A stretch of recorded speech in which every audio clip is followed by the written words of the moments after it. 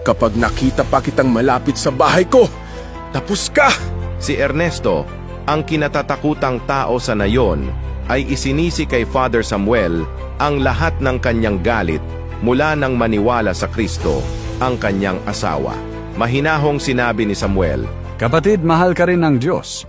makalipas ang ilang araw, nagkasakit ang asawa ni Ernesto at humiling na ipanalangin siya ng pari.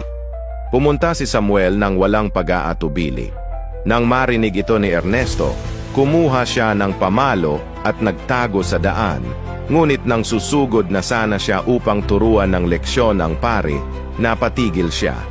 Nakita niya ang ilang matatangkad at maningning na nilalang na nakapaligid kay Samuel, lumalakad kasama niya at nag-iingat sa kanya. Kinagabihan pumunta siya sa simbahan na umiiyak. Gusto kitang saktan, pero pinoprotektahan ka ng Diyos. Nakita ko mismo ang kanyang mga anghel. Nagulat si Samuel at binigkas ang talata.